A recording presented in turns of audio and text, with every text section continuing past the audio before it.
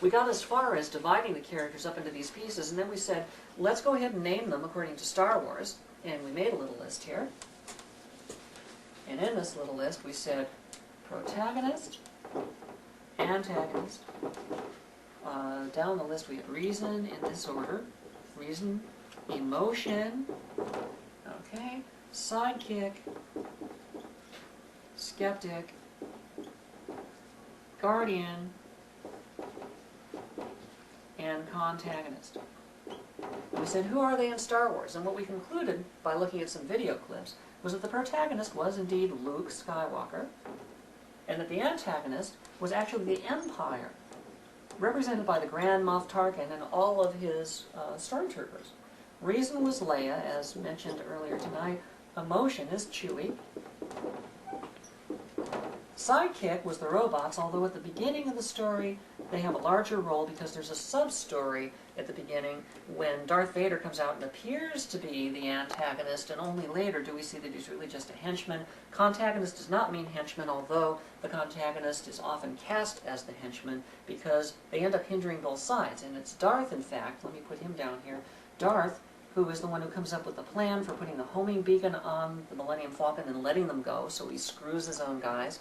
And he's also the one who uses the Force on that other general or admiral or whatever around the table, and he's screwing his own guys as well as hindering the people that they're on the good side. And he's, of course, the dark side of the Force when Obi-Wan is the good side of the Force. And so they're kind of opposite in their approach, and that's why the two of these guys have to have it out at the end. It's important that they meet because they're really archetypically antithetical.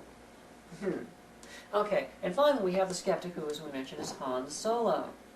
Now, that worked fine for Star Wars, but would it hold true for other stories? So we decided to look at The Wizard of Oz. And we said, does it hold true in Oz? And this is close to as far as we got last week. We said in Oz, Dorothy is like Luke. She's a clear protagonist. And the sidekick is Toto. And also, the skeptic is the lion, cowardly lion. Now, we might think cowardly is emotional. Actually, being cowardly doesn't necessarily have to have anything to do with emotions. You might be cowardly because you figured out, reasonably, that you're going to get killed and think it's not a good idea. The skeptic, which is the lion, saying, no, we better turn back. We shouldn't go into the enchanted forest. We'll never be able to rescue Dorothy. You know, that's the lion. He's the skeptic. Now, the guardian is Glinda in Wizard of Oz, and that's pretty clear, but now we have 4 places left over that we had a little trouble with. We said, what are we going to do here with the last 4 characters? And the characters we have are the Tin Man, the Scarecrow, the Witch, and the Wizard. We said, well, it would seem first that we'd want to make the Witch the antagonist, because the Witch is the bad character, the villain, but then we said antagonist doesn't necessarily mean villain, so let's look at what the antagonist is. The antagonist had the traits of saying reconsider and also of trying to prevent or oppose. Well, clearly the antagonist, the witch, in Wizard of Oz, does try to prevent or oppose, prevent or avoid Dorothy from going back to Oz with those, out of Oz without those slippers. She tries to kill her. That's about as much prevention as you can muster up, is to kill someone. That's why it's a very good way of encoding, in most stories a simple way of encoding, that is the antagonist, because they're trying to kill you. Okay, it's a very simple way to encode. But they could just be trying to prevent whatever you're after. Now, with that in mind, we look at the reconsider part. The antagonist tries to force people to reconsider, and we get a little bit of a sense of that, but there's something missing.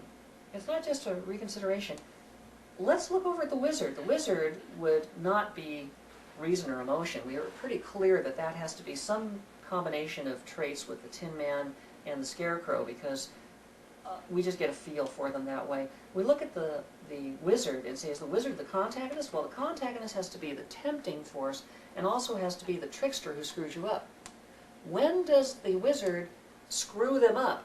He plays a trick. He's not really a wizard, but he doesn't actually screw them up. He doesn't actually hinder them. In fact, he's the force of reconsideration that we see up here with the antagonist. The wizard actually represents the force of reconsideration and also the temptation to just take the easy way out of Oz and never discover that there's no place like home. So in fact, the wizard gets both of the internal traits. This is all new material now. The wizard gets both of the internal traits. He gets reconsider, and he also gets temptation. And in so doing, we have a purely internal character, which is why the wizard doesn't show up physically through much of the story. The wizard doesn't have to be there because he's merely the internal side of the argument. The witch, on the other hand, is all over the place in the story. And why? Because she gets both of the external traits. In other words, if we took the antagonist and the contagonist as archetypes, broke them up into their individual traits, and then put both of the internal ones and gave them to the wizard, Wiz, and we gave both of the external ones to the witch, she now is not only trying to prevent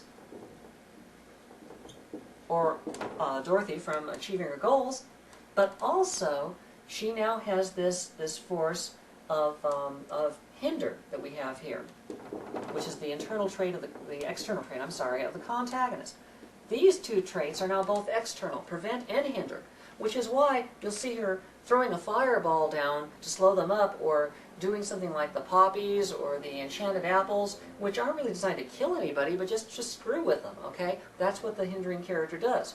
So she has a lot of physical presence, unlike the wizard, who doesn't, because he's got both of the internal traits. So, in learning about how these other elements below archetypes can go together to create more complex characters, one of the first things we learn is that characters might be archetypes but then swap things so that one got both of the internals and the other one, in exchange, got both of the externals. Then we have something else going on. We've got a different kind of swapping that we discovered in Wizard of Oz.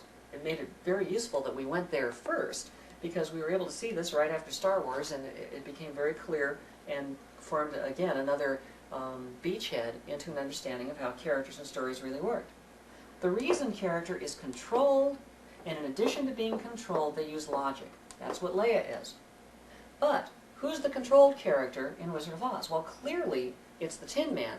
He's so controlled he's made out of tin. He walks like a robot. Externally, he's very controlled. But internally, does he use logic? No. He's the one who has the emotions. As a matter of fact, he cries so much that he rusts himself. What an interesting image. His emotions cause him to cry and rust his controlled exterior. It's a beautiful image created here. On the other hand, over here on the part where we see Chewie, this is where we look at the Scarecrow and say, well, clearly the Scarecrow is a very emotional character. They're all over the place. Are they? No. The Scarecrow is a character who is logical. Logical? The Scarecrow? Yes. He's the one who hasn't got a brain, but he's the one who makes all the clever comments. He's the one who comes up with the plan to rescue Dorothy. He's the one who says, I'll show you how to get apples. He's the thinking one. So he gets the logic part of Leia, and he gets the uncontrolled part of Chewie. Okay? So you might say that that the Tin Man over here, who gets the external controlled part, okay, of Leia, and inside gets the emotional part of Chewie, that the Tin Man is Leia on the outside and Chewie on the inside. Padum-bum. So there's another kind of swapping that can go on. In this particular case, each one still has an internal and an external trait, unlike before. But now, they have swapped the internal compared to the external and done something. Let me see where we are on camera here. Hello, come up screen. Okay, there we are. If you take them like this and say, there's internal matching internal and external matching internal, so each has an internal and an external, and you swap them. They still each have an internal and an external, but now they don't have the internal that matches the external. They're no longer archetypal because they have changed their internal arrangements so that they don't have the inside working in parallel, in conjunction, as a reflection, the inside and the outside. They don't resonate anymore, they dissonate.